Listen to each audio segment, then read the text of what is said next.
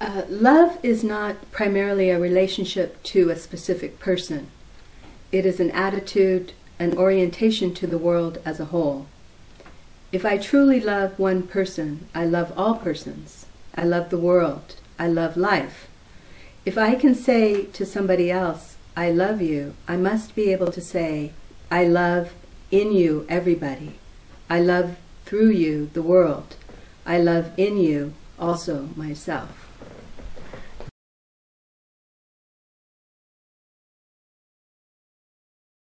Does it connect to some personal experience, let's say a moment or a situation that happened to you recently? It's almost like big mind, little mind, you know, big love, little love. In the big unconditional love, it is all encompassing. You feel that it's expansive. It opens you up to appreciate and care. I think is a good word for me, at least, to care for the world or other people. You know, this is the power of love, from my experience.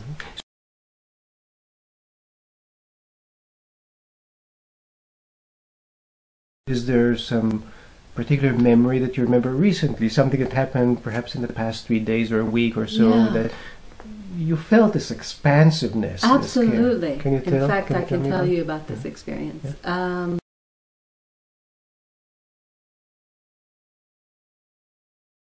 And it turned out to be quite a troubling session, because after the experience of a big long consultation, a lot of dialogue between the two of us, I felt that the information I gave to her was then used against me. This is the way I felt afterwards.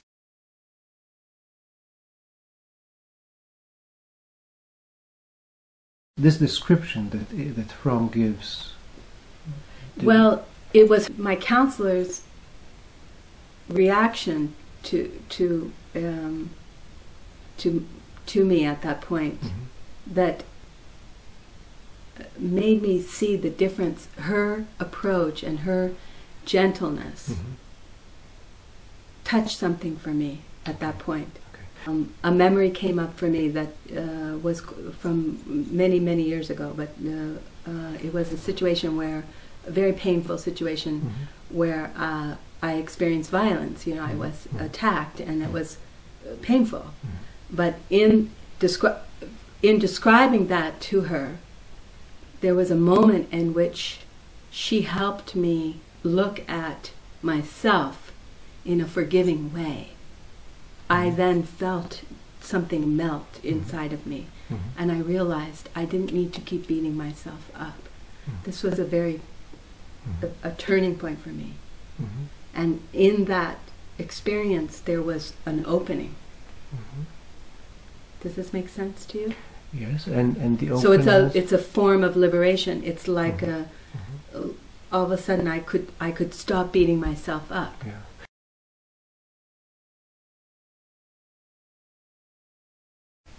Here, Fromm also talks about some kind of liberation that has to do with an attitude that is not addressed to any particular person so much as to the entire world. This kind of overflowing. Okay, let me just go back to when I left my friend's session 2 weeks before. Okay. I felt very much like somebody who was poisoned in a way. So in that experience, I'm walking around as if there's something wrong with me. So when I feel that way, there's nothing I can really offer, because I'm not worthy of offering anything. Okay? But after the session I had with my counselor, I felt so much more, I had more generosity. Right? And so then when I go out to interact, there is love. There's compassion.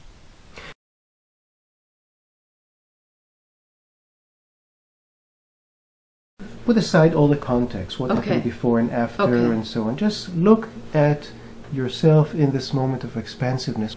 Can you describe what happened there? Yeah.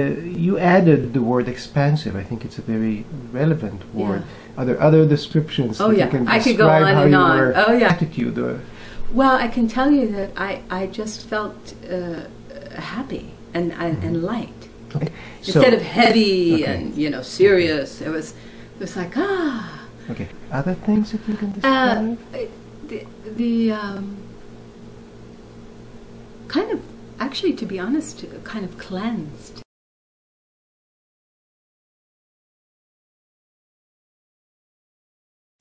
I would like to divide what you said, the different descriptions of that situation, to two groups.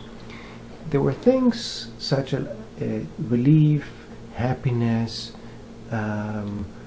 purged, that relate to yourself. They describe yourself. Mm-hmm. Then you said something else that has to do with the relationship. You said connected to the world, and you said that that is opposed to what you sometimes feel, which is a distance or alienation from the world. You feel that the world is far, perhaps difficult to reach, difficult to understand, difficult to deal with, difficult to connect with. Yeah. The second part is where I think we touch Fromm's description, who is talking about relationships, right? He's not saying, oh, I now feel energy in my head. He says, I am with the entire world. Right? So can you elaborate a little bit about that connectedness aspect? Yeah, the connectedness is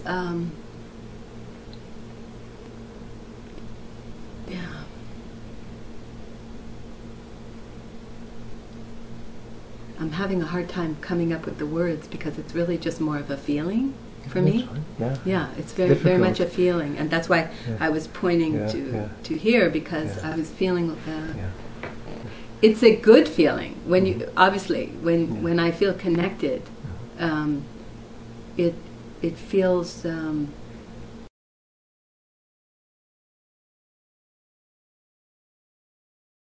Let's look at what happened so far.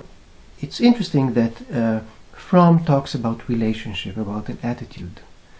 And he says, real love is not me to you. Real love is expansiveness, it's openness in the entire world. And yet, you were quite interested in the aspects that are inside you.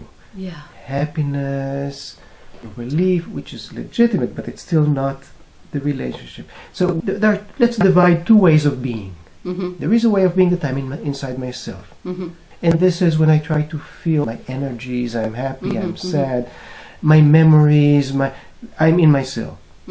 And Fromm says, but there is another way of being. You can be beyond yourself. You can flow out, you can be expansive. Right. Fromm says, love is not a feeling. It's an attitude. It's a way of opening to the world. It's very interesting, isn't it? Okay, so now I would have to. Okay, so it's an attitude. Yeah. Right, that's what he said. Yeah. It's an attitude. Yeah, the second line. It's an attitude, an orientation to the world as a whole. It's not even to one person. Yeah, now that we're going backwards here and looking at that, I understand that. I understand what he's talking about. Yeah.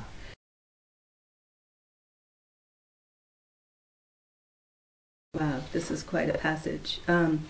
As long as there is fear, as long as there is any form of anxiety, you cannot possibly love. Love has nothing whatsoever to do with pleasure and desire. Can there be loving relationships so long as there is any separateness, division? One may hold the hand of another and yet be miles away, wrapped in one's own thoughts and problems. Where there is a center, which is the feeling of me, which isolates itself, there is division and resistance. I wonder if we could stop here and look at the last sentence. Where there is a center, that is me, I, right? There is no love. And I think it touches from that says real love is not something you feel in your heart. Real love is a relationship. It's an openness. It's an expansiveness. So I wonder if you can think of some experience where you felt that. I'm thinking about a few years ago when I was in it's a monastery out in California called Tassajara, and they have a work period there where you can go and you spend time doing all kinds of, whether you're working in the kitchen or gardening or whatever. And in the morning, before the work period, you get into a circle. So it's a community of maybe 150 people or something. There's just a great experience of people express themselves, whether they're when they're leaving, especially, right? Because there's a lot of emotion when they're leaving. So what is your experience in that situation? Well, when I'm I feel very humble when I'm standing in that circle. I've done it now a few times. For some reason, it's very you feel very. It gets back to feelings again, but there's a sense of what this human experience is, and I guess the tender, just a lot of tender emotions that are common and that get shared, and so that's why I use the word humbling, because it just makes me somehow it takes me out of myself. Yeah. So the I feel experience is the tenderness is a connectedness to others. Yeah, and very. That makes me think of another situation, similar environment of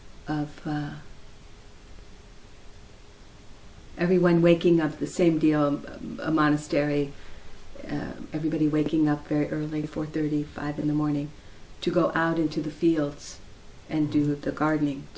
They call it hoeing. And it's hoeing meditation. So you spend, an hour all together. But, this is 100 people out in the field hoeing. And nobody, it's all quiet. It's all silent. No conversation.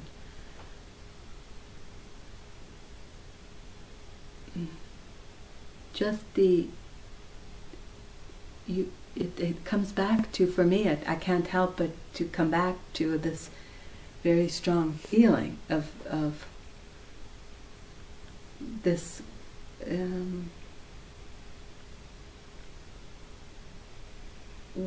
what it means to be community,